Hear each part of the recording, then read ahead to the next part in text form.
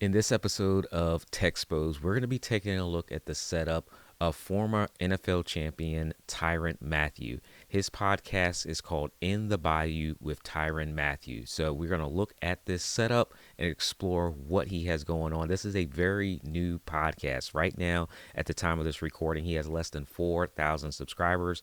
So make sure that you check the link in the description so you can reference the clips I'm going to show you and get subscribed to his podcast. Let's dive in. Here we're taking a look at his initial welcome video here. And as you can see, pretty nice background setup of the things that he's been able to accomplish.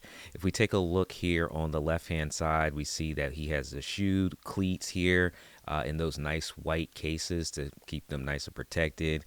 He's got the New Orleans Pelicans memorabilia up here at the top. He is from Louisiana, went to LSU college, so this all makes sense. And even had a chance to play for his hometown team, the New Orleans Saints, so had a helmet there. These elements in the background definitely help allow your audience to know the things that you're interested, things you're associated with, things that you've been able to accomplish in your life. We do see a plaque back here as well. Can't quite read what that is, but again, pretty sure that's something of very good significance for him. And then we have some trophies on the right hand side of the screen as well, sitting on this table. Now let's dive into the tech part of this. Now what we can see here off the bat with audio, he is using a Shure SM7B microphone. Shure microphones have been around for 100 years now, so quality audio is always a good thing.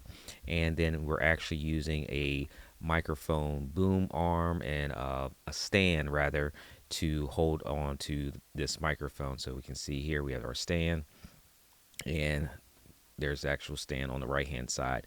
Now, one thing to be mindful of when you're using these stands is that you don't want to easily knock them over. They do move a lot. If you go and grab the stand by the handle, you can definitely easily knock them over if the base isn't secure.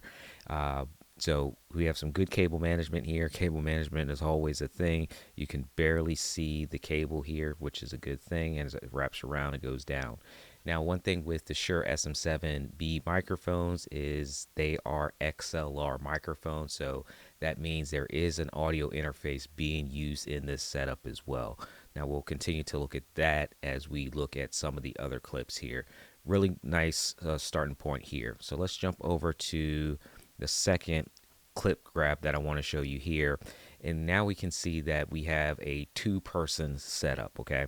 Now, as we scroll through this, I do want to show you that there is also tight shots. So you have a tight shot of him, and you also have a tight shot of the guest host as well. So if we scroll across, let's see if we can find that really quickly. Or you may have to just take my word for it. But maybe we don't have that on this particular one. But we definitely have the wide shot and then a close-up of Tyrann, right? Now, again here, using the same microphone setup. So we have our stand here with our microphone, and then over here, our stand here with our microphone. Now, I like the positioning of these. I like the fact that when someone is looking at another person, they're talking over the microphone in the direction that the microphone is pointed up to them. Now, if the microphone stand was on the opposite side over here and then pointed this way, you very easily could like talk past the microphone and not pick up the audio really good. So I definitely love the fact that it is positioned this way so each of them can talk to each other, look at each other, and actually talk in the direction of the microphone. So I like the placement of these. As we take a look at the lighting in this situation here, doesn't look like we're using a lot of professional lighting or took a lot of time in the lighting prep part of this. There are some elements that we could definitely bring in to enhance the image. It does look a little washed out to me, where we could bring in some lighting to better have the colors pop. You can look at the pants, you know, they're supposed to be red, but they look a little off red. Same thing with the blues. You know, you can definitely tell that the colors aren't popping like they definitely could. So lighting would definitely help bring that out. And lighting can be done with actual lights, or they can actually be done with some of the camera settings as well. And then obviously you can do things in post production, but I don't even like doing things in post production, especially if the mission is to get the content out there as fast as possible. Now we can see it a little bit in the purples as well, but I really like the fact that they did put something that captivates your attention in the middle of this setup. So we have a table here with the LSU helmet nice and center. Positioning wise, things look really, really good. You know, they're sitting on the thirds. So if we were to quadrant this out, oops, we have one, let's clear that. We have one quadrant right in the middle, right? So you have the helmet right in the middle, and then you have your quadrant that goes horizontal here. So they're evenly positioned. So that symmetry is definitely there, which is a really nice setup. We have, standard chairs, nothing too crazy complex about the chairs. It does prevent them from hitting the chairs. Any awkwardness during a podcast interview or talking head is definitely nice. So talked about audio, talking about lighting. Let's talk about cameras. Definitely, this is running through a 1080p type of switcher. The cameras, I don't believe that they're 4K because I think the quality would be better. But what I do want to show you is the fact that when we go between, let's go ahead and mute this audio here.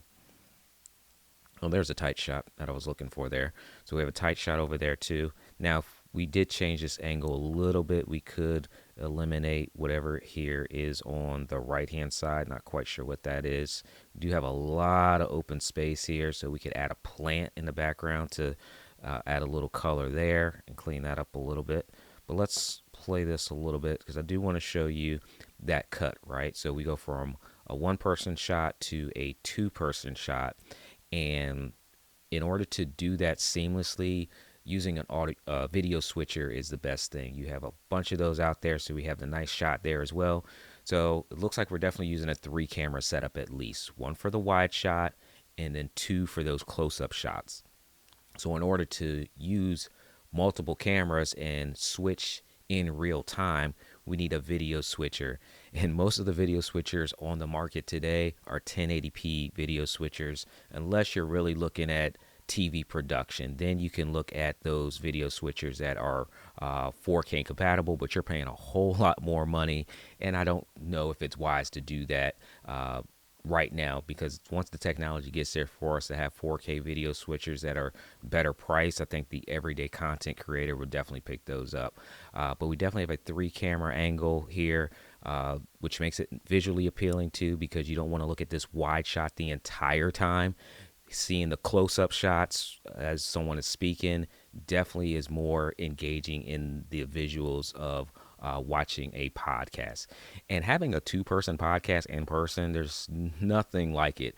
It just, the stats say that having a 2-person in-person podcast typically gets better viewership. So if that's possible for you, definitely something to consider. Overall here, for him just getting started, on his podcast, almost 4,000 subscribers, really nice setup. Having the ability to just come in, sit down, have that conversation. The equipment's already there. It's clean. It's simple.